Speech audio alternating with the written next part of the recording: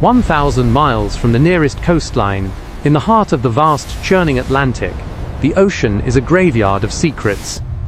In February 2026, during one of the most violent storm seasons in recent memory, a localized pocket of the North Atlantic became the stage for the most significant maritime intercept in the history of the United Kingdom's National Crime Agency. Through the infrared lens of a high-altitude surveillance drone, it looked like a splinter of driftwood. But this was no wreckage. It was a 20-meter-long, custom-built, semi-submersible vessel, a ghost ship manufactured in the lightless depths of the South American jungle. Now, slicing through 12-foot swells, with nearly 9 tons of high-purity cocaine sealed within its fiberglass hull. On the streets of London, Manchester and Glasgow, this single shipment represented a retail value of £710 million. It was a cargo so valuable that its loss would destabilize entire cartels, yet its existence was a testament to the terrifying evolution of organized crime. This is the story of the Atlantic Narco-Sub, a voyage of desperation and engineering that nearly succeeded in delivering the largest single drug haul ever destined for British shores. The concept of the narco-submarine was once considered a myth of the Andean underworld, a campfire story told by coast guards that sounded more like science fiction than reality. However, by the mid-2020s, the game had changed. Traditional smuggling routes, commercial shipping containers, private jets, and high-speed go-fast boats had become too risky due to enhanced AI-driven port security and satellite surveillance. The cartels needed a way to become invisible. They turned to the low-profile vessel, or LPV. These are not true submarines in the traditional sense. They cannot dive deep to escape sonar. Instead, they are designed to sit mere inches above the waterline, painted a dull oceanic gray to mimic the reflection of the sky. They are built from fiberglass and wood, making them almost entirely invisible to conventional radar. They are the ultimate stealth tool for a new era of globalized crime. To understand how 9 tons of cocaine ended up in the middle of a storm-tossed Atlantic, you have to look back to the hidden shipyards of the Amazon basin. This specific vessel began its life under the canopy of the dense rainforests bordering the Orinoco River. Here, shielded from the eyes of satellites by the triple canopy jungle, master boat builders and rogue engineers worked in mosquito-infested humidity to assemble a craft capable of a 4,000-mile journey. These are not professional shipyards. They are makeshift camps, where every piece of equipment, from the massive diesel engines to the rolls of fiberglass, must be smuggled in by riverboat. The cost of building such a vessel is estimated at over $1 million, but in the world of the cartels, that is a rounding error. The vessel was designed with a single-minded purpose: to carry a payload so large that even if 4 other vessels were caught, the success of this one would ensure a massive profit for the syndicate. The crew selected for this suicide mission were not high-ranking cartel members. They were expendables, impoverished mariners and mechanics from coastal villages, promised enough money to change their families' lives forever, but given only a 50% chance of survival. For 30 days, 3 men lived in a space no larger than a garden shed, situated directly behind a roaring diesel engine that pumped heat and toxic fumes into the cabin. They navigated by simple GPS, surrounded by walls of white powder. The cargo was packed so tightly that the crew had to crawl over the bales of cocaine just to reach their meager rations of crackers and bottled water. There was no toilet, no bed, and no escape. If the vessel was spotted, their orders were absolute: pull the scuttle valves, sink the ship, and drown with the evidence. While the Narco-Sub was creeping across the Atlantic at a grueling 6 knots, the machinery of international law enforcement was already beginning to grind. This was not a chance encounter. It was the result of a multi-continental chess game played out in the shadows.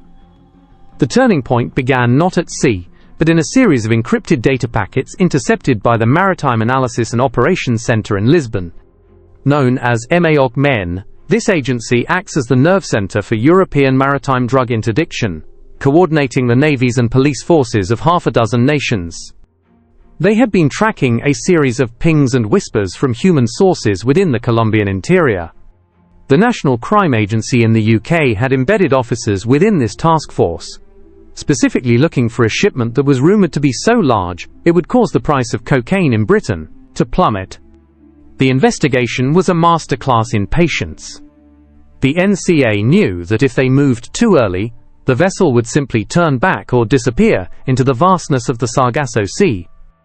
They had to wait until the sub was committed, until it had passed the point of no return near the Azores.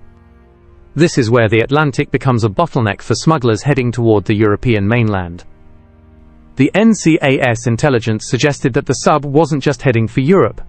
Its ultimate destination was a secluded spot off the coast of Ireland or Cornwall, where the cargo would be offloaded onto smaller fishing trawlers and bled into the UK's domestic supply chain through various organised crime groups in Liverpool and London. The weather, however, became an unexpected variable. As the vessel neared the Azores, a massive low-pressure system moved in, bringing with it 30-foot waves and gale-force winds. For a vessel that sits only inches above the water, a storm of this magnitude is a death sentence. The Narco-Sub began to take on water. The crew, exhausted and delirious from fumes, were forced to use manual pumps to keep the craft afloat. Their stealth, the very thing that protected them, was now their greatest enemy. They were too low to be seen by passing merchant ships, and if they sank, no one would ever know they were there. But they were being watched. High above the storm clouds, a Royal Air Force P-8 Poseidon maritime patrol aircraft, acting on NCA intelligence, used its specialized synthetic aperture radar to burn through the rain and spray. They found the heat signature of the sub's exhaust. The trap was set. The NCA coordinated with the Portuguese Navy and a specialized boarding team from the British Border Force. The plan was to intercept the vessel before the crew could trigger the scuttle valves. If the sub sank in the 3,000-meter deep waters of the Atlantic, the £700 million of evidence would be lost forever. The takedown was a feat of extreme bravery. In pitch-black conditions, with the ocean heaving and the wind howling, a fast response cutter pulled alongside the low-slung sub. Boarding officers, wearing night vision goggles and carrying carbines, leaped from their heaving deck onto the slippery, wet fiberglass of the submarine. They had seconds to secure the hatch. As they smashed their way into the cabin, they found a scene of absolute squalor. The 3 crew members were huddled in the back, terrified, surrounded by water that was already up to their knees. They had tried to open the valves, but the mechanism had jammed under the pressure of the sea. The officers quickly secured the vessel, neutralizing the crew and beginning the frantic process of pumping out the water to save the evidence. When the vessel was eventually towed into a secure military port and the cargo was weighed, the scale of the victory became clear. 8.9 tons of cocaine, wrapped in waterproof plastic and stamped with the logos of the various brands belonging to the South American producers. It was a haul that would have supplied every major city in the UK for months. The subsequent trial of the crew, and the investigation into the UK-based recipients, revealed a network of clean logistics companies and corrupt port officials who were waiting for the ghost to arrive. The aftermath of the Atlantic Narco-Sub seizure sent shockwaves through the criminal underworld. The loss of £700 million created a massive debt that the cartels would spend years trying to recoup, leading to internal purges and violence across the supply chain. For the NCA, it was a landmark success, proving that no matter how deep into the ocean the cartels hide, the reach of the law is longer.